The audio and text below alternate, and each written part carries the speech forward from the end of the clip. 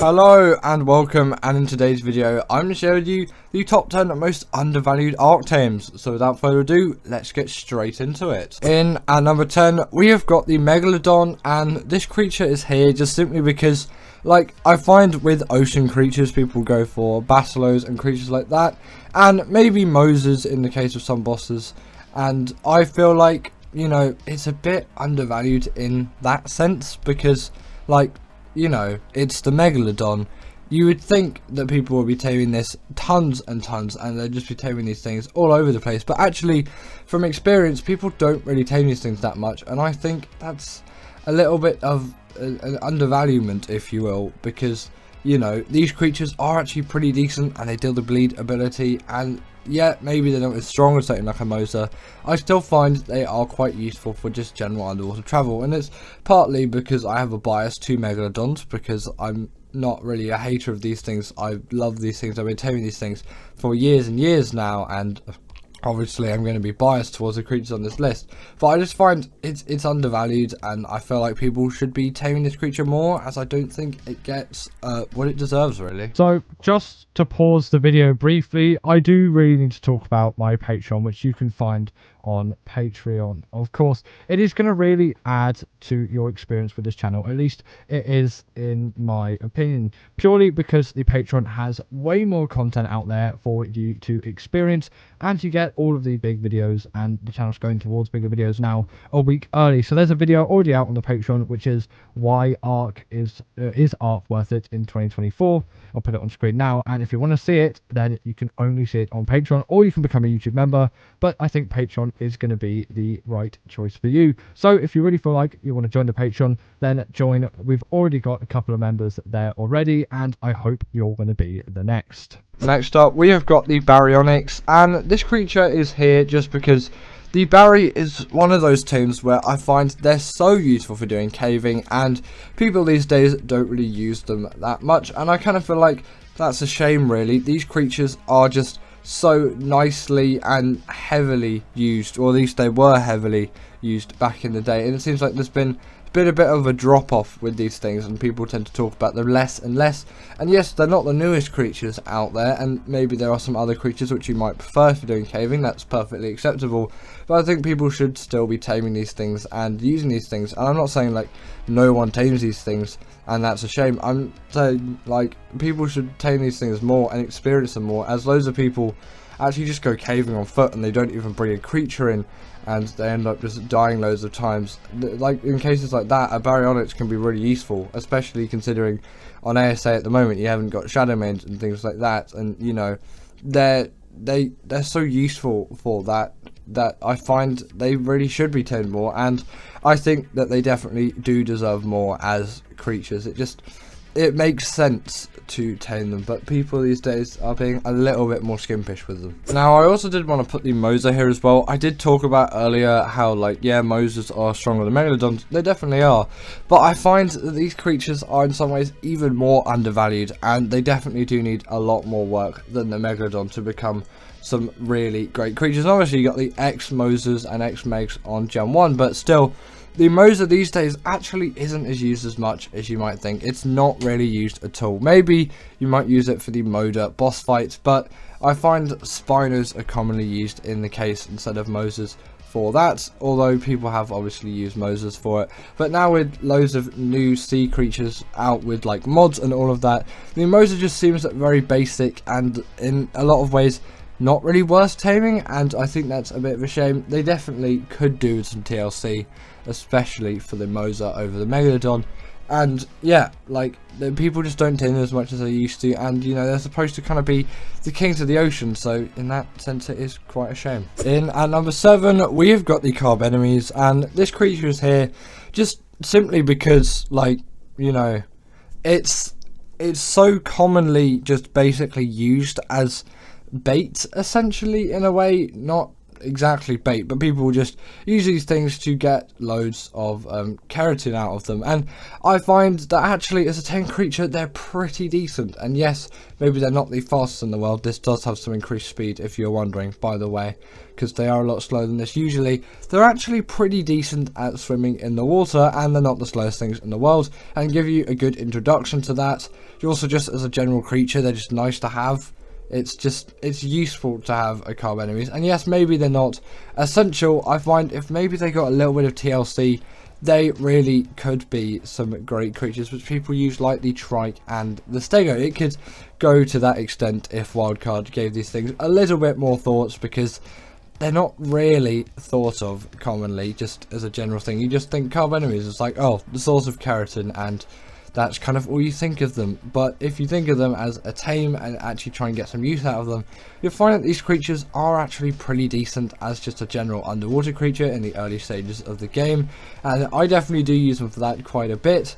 And although yes, again, their speed is not the best, that is not going to be your main concern, especially in the early stages of the game. You just want those creatures that can actually just enable you to do those things. You're not really in a position where you want the best creatures out there, because you're not far enough in the game yet. Next up, we have got the Quetzal, and this creature is here because I found in the like 2015, 2016, wherever the Quetzal was released, I think it was late 2015, but it might have been to 2016.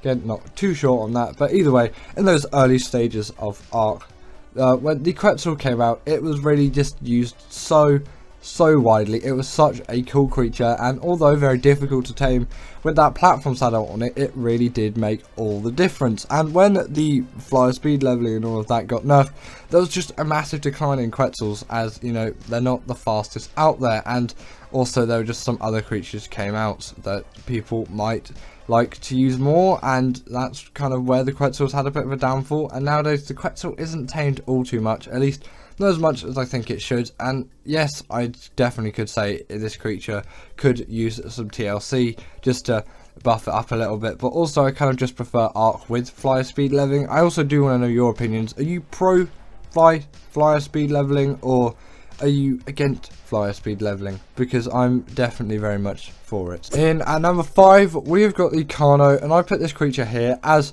just people seem to dismiss the Carno for something like an Aloe, and although yes, that is objectively a better creature, I find that the Carno can be just extremely useful as quite an early on carnivore. You don't even need that saddle yet, and if you're on an ASA, saddles are very easy to come by in drops, and also you can just kill an adult one, and then if it has a baby one attached to it, it's just such an easy, simple way of taming a Carno. Or you can just tame one the traditional way. It's really not that difficult whatsoever, and once you have one, they are a carnivore that can deal loads of bleed damage and just generally have quite a nice amount of mobility and quite a nice size as well. You can be pretty stealthy on a Carno, and although yes, maybe their footsteps are a bit louder than you might expect, you can be reasonably well hidden with a Carno, which maybe something like an Aloe or something larger than that, you would struggle a little bit, because you know, Rexes kind of stick out a lot more than a Carno. Carnos just, they're a little bit more reserved, and I like them for that. They're a good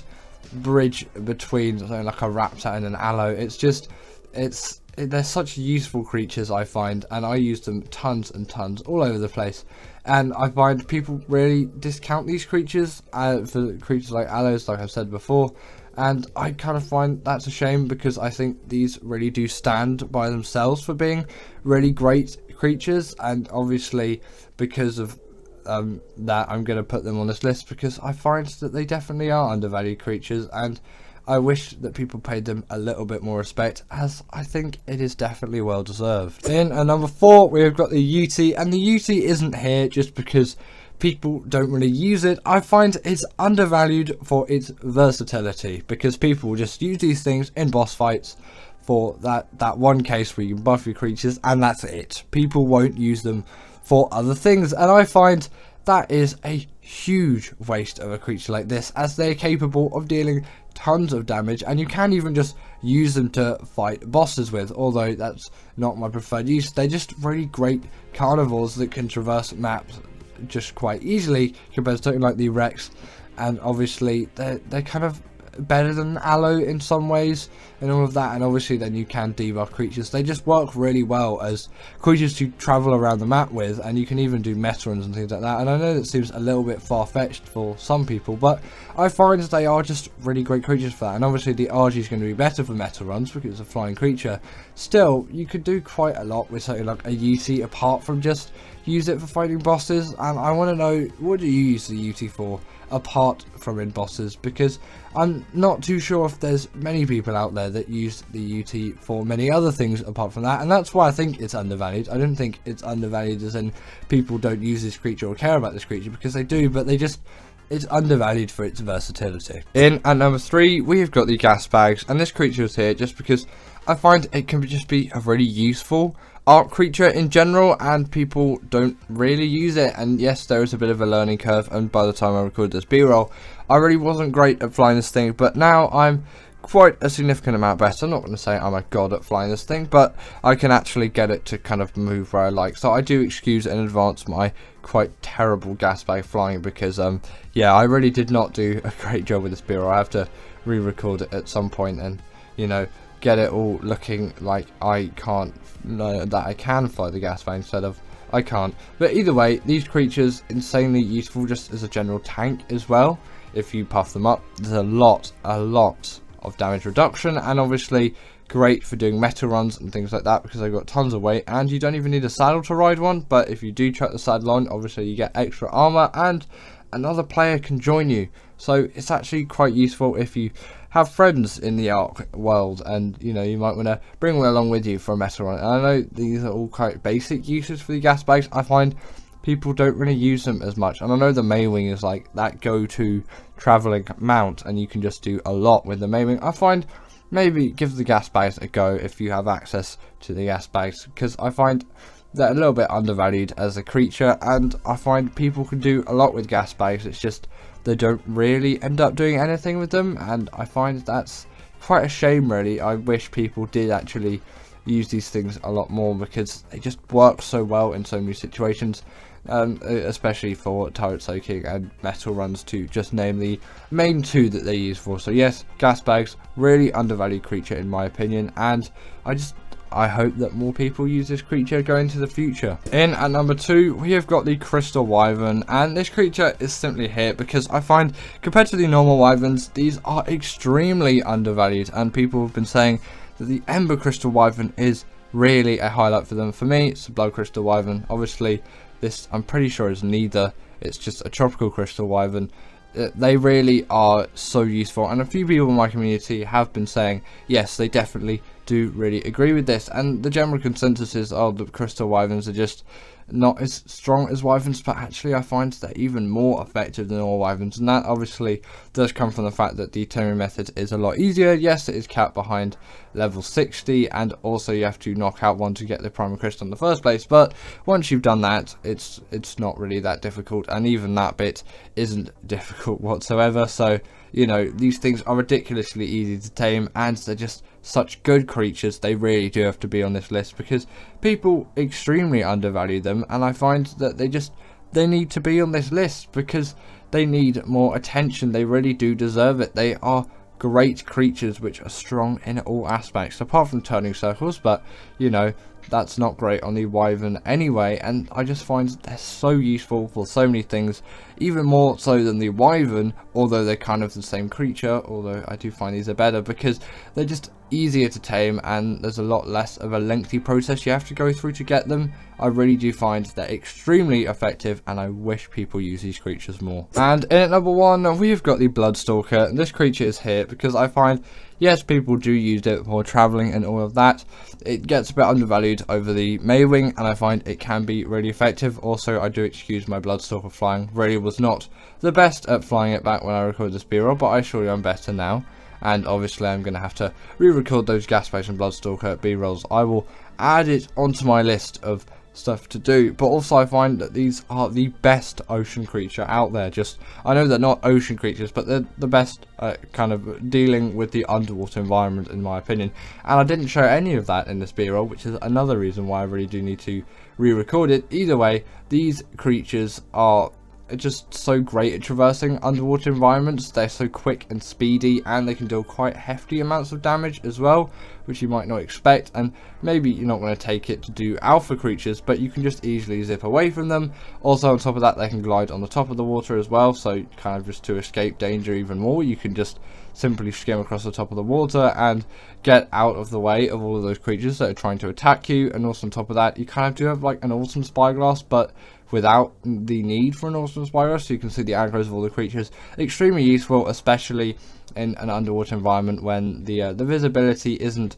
quite as great as obviously just on land. So I do find they're extremely useful for everything like that as well. And obviously if you're on Gen 1, you can warrant loads and loads of use out of these things. They're kind of like rock drakes in that sense. They are like a creature which you essentially really have to use for that purpose. So yes, in my opinion, the Bloodstalker is the most undervalued creature for what I think it could do. I just find people don't use it for that, and that's why I put it in at number 1. And give it up for our patrons, Ekaterina Puchkova and Karina Thorne, Dominic Maciejewski, sorry about that name, and everyone else that's on this list. All the people I've mentioned are paid members, and if you feel like that's something you want a shout out at the end of the video, go join the Patreon or become a paid YouTube member.